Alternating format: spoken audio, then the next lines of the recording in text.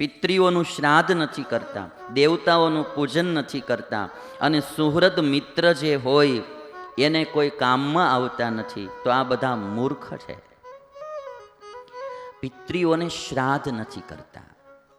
પિતૃઓ હોય, આપણી હિન્દુ પરંપરા છે એટલે એમાં શ્રાદ્ધ કરવું. શ્રાદ્ધમ પિતૃભ્યો ન દદાતી દૈવતાની ન ચાર્ચતી. જે ઈશ્વરની પૂજા નથી કરતા એ બધા મૂર્ખ છે, એવું વિદુરજી બોલે છે.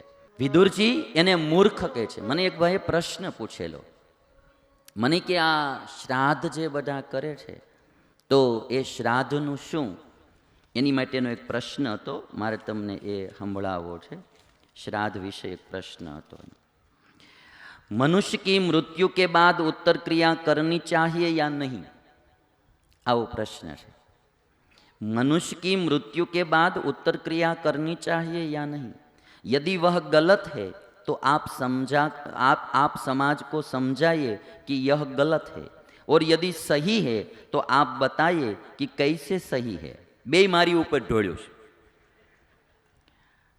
કે માણસ મરી જાય પછી એની પાછળ જે ઉત્તર ક્રિયાઓ કરવામાં આવે કે શ્રાદ્ધાદિ કરવામાં આવે એ સાચું છે કે ખોટું છે? અને જો સાચું જ હોય તો તમે સમજાવો કે કઈ રીતે સાચું છે, અને જો ખોટું હોય તો તમે સમાજને કહો કે ભાઈ આ ખોટું છે, આ કાંઈ કરવાની જરૂર નથી. આવું એણે ઢોળ્યું છે મારા ઉપર. મેં તો ગલત માનતા હું, જે ભાઈ લખ્યું છે ને, મેં તો ગલત માનતા હું, પૂછને में भूल हुई हो तो माफ करना, आपके चरणों में प्रणाम. પગે લાગીને વૈયા ગયા પછી. એટલે આમાં મારે એટલું કહેવું છે કે વિદુરજી એવું કહે છે અહીંયા કે શ્રાદ્ધ કરવું જોઈએ. પહેલી વાત તો એ છે મારી કે જીવતા હોય ત્યારે જ એને સાચવવા, ક્યારેય પણ એને જીવતા દુઃખી માતા પિતાને ન કરવા. પણ આપણી હિન્દુ સંસ્કૃતિની માન્યતા એવી છે કે જીવાત્માની જ્યાં સુધી મુક્તિ ન થાય ત્યાં સુધી જીવાત્મા ભટકતા તો હોય છે. અને અમુક જીવાત્મા અમુક સમય સુધી પિતૃલોકમાં જતા હોય, એટલે માતા પિતાની પાછળ શ્રાદ્ધ ક્રિયા આપણી હિન્દુ સંસ્કૃતિ છે. હું એમ ન કહી શકું કે આ ખોટી છે, કારણ કે અમારા ઋષિમુનિઓએ પ્રવર્તાવેલી સંસ્કૃતિ છે.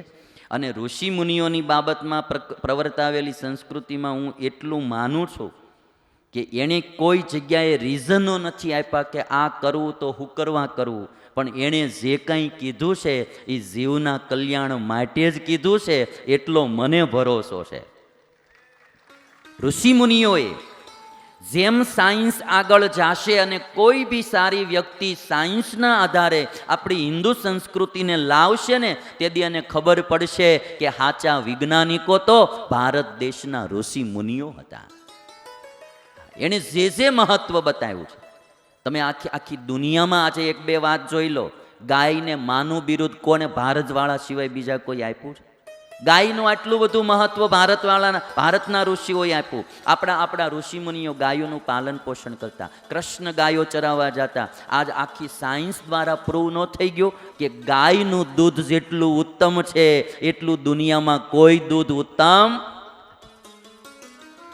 તેથી આપણને એમ થાય કે આ પશુને માં હું કરવા કીધી, પશુને માં હું કરવા કીધી, પ્રશ્ન થાય ને. પણ આજે ખબર પડે કે માનું દૂધ તો ખાલી એના 3-4 છોકરાને કામમાં આવતું હોય, અને ગાયનું દૂધ તો આખી દુનિયાનું પોષણ કરે, એ બધાની માં છે. જેનું દૂધ પીને મોટા થયા હોય એને જ આપણે માં કહીએ ને ભાઈ. એટલે ઋષિઓએ પીપળાનું મહત્વ બતાવ્યું, તુલસીનું મહત્વ બતાવ્યું. આજ સાયન્સ પ્રૂવ કરે કે આ ઓક્સિજનના બાટલા છે આ બધા વૃક્ષો. એટલે અમુક ચીજો ઋષિઓની આપણને કદાચ ન જણાય, સમજાય તો ધીરજ રાખવી. સમયે સાયન્સ જ પ્રૂવ કરીને કે છે. આપણા હિન્દુઓમાં એક ગોત્રમાં વિવાહ ન થાય, એક ગોત્રમાં વિવાહ ન થાય પદ્ધતિ હતી. આજે સાયન્ટિસ્ટો, તમે જીઓગ્રાફી હોય કે કોઈ બી ચેનલમાં એ લોકો પ્રૂવ કરીને, ઇંગ્લિશ માણસો બી સંશોધન કરીને કહે છે કે જે જેનેટિક રોગ આવે, વંશ પરંપરાના રોગ આવે, એક જ ગોત્રમાં જો લગ્ન થયા હોય તો માતા ને પિતા બે એક ગોત્રના હોય તો બાળકો રોગી થવાનો ચાન્સ વધી જાય. જે આ ઓલો થેલેસીમિયાની રોગો બધા છે એ બધા વધી. હવે એટલે હું કહું છું કે સાયન્સ જેમ સંશોધન કરશે એમ હિન્દુ સંસ્કૃતિ સાયન્ટિફિકલી પ્રૂવ થાય. એટલે કોઈની શ્રદ્ધાને અને એ ભાઈએ લખ્યું છે કે હું એમાં નથી માનતો. ન માનતા હોય એણે કંઈ કરવાની જરૂર છે નહીં. ન માનતા હોય એને ન કરવું, પણ જે માનતા હોય એને આપણે ના પણ પાડવાની જરૂર નથી. એનાથી કમસે કમ એક પિતૃ ભક્તિ ટકી રહે છે. અમારા પિતા હતા. કમસે કમ માણસે જેણે આપણા ઉપર ઉપકાર કરીને ગયા હોય, વર્ષે એક વાર ખાલી શ્રાદ્ધ નાખવાનું હોય, તેથી કમસે કમ એટલું તો આવે ને કે આજ અમારા બાપુજીનું શ્રાદ્ધ છે. અને કંઈ નહીં તો માણસ શું કરશે? તે દિવસે કોઈ મંદિરમાં થાળ કરાવશે, કોઈ સાધુ સંતને કે કોઈ બ્રાહ્મણને જમાડશે, તો કમસે કમ શ્રાદ્ધના બહાને એટલું પુણ્ય કર્મ તો એનાથી થાય. કમસે કમ એના બાળકોને એક સંસ્કાર આવશે કે આવી રીતે બા બાપુજીનું શ્રાદ્ધ નાખી શકાય. એક પિતૃભક્તિના પોષણ માટે પણ આ ક્રિયા જરૂરી છે. એને વિદુરજીએ પણ કહ્યું, શ્રાદ્ધમ પિતૃભ્યો ન દદાતી, તો એ મૂર્ખ છે. એક પ્રશ્ન ભાઈએ એ બી પૂછ્યો છે કે જેના લગ્ન ન થયા હોય એવા પુરુષના મૃત્યુ પછી લીલ પરણાવે છે, લીલમાં તે આવીને ધૂણે છે, તે મૃત્યુ પછી આત્મા ભટકતો હશે કે નહીં? ભટકે મારા બાપ, ભટકે. તું ભજન કરવા માંડ ને તને જ ખબર પડી જાય ભટકે કે ન ભટકે. ભટકે. અમુક ધર્મમાં આવું કાંઈ માનતા નથી તો તેને કાંઈ નડતું નથી. અન્ય રાજ્યોમાં અંધશ્રદ્ધા બહુ જ છે. અમુક રાજ્યોમાં તો બલિ ચઢાવવાની પ્રથા પણ છે. એ મારા હિસાબે ખોટી છે. હવે તમે ઉપદેશ આપો ને સુધરે તો ભલે, નહીતર જય સ્વામી નારાયણી કે. હા, કે તમે આ સમાજને ઉપદેશ આપો ને જો સુધરે તો ભલે, નહીતર કે પછી જય સ્વામી નારાયણી કે. એટલે લીલ પરણાવવાની પ્રથા બી હું એટલું કહું કે અંધશ્રદ્ધા હારી નથી. હું અંધશ્રદ્ધામાં માનતોય નથી, જન્મથી નથી માન્યો. સત્સંગમાં આવ્યા પછી એમ નહીં, જન્મથી મેં ક્યાંય અંધશ્રદ્ધા જોઈ જ નથી. એટલે હું અંધશ્રદ્ધામાં નહીં માનતો, બિલકુલ અંધશ્રદ્ધામાં જવાની જરૂર નથી. પણ જે સાત્વિક દ્રષ્ટિએ પિતૃઓનું કોઈ શ્રાદ્ધ થતું હોય, લીલ પરણાવવામાં આવતા હોય સાત્વિક દ્રષ્ટિએ, તો એ કોઈ બાધરૂપ નથી, એ પરંપરા. અને એ જેને ઈચ્છા હોય એ કરે. નો કદાચ કોઈને એમાં રસ હોય ને એને ન માનતા હોય તો ના બી કરે.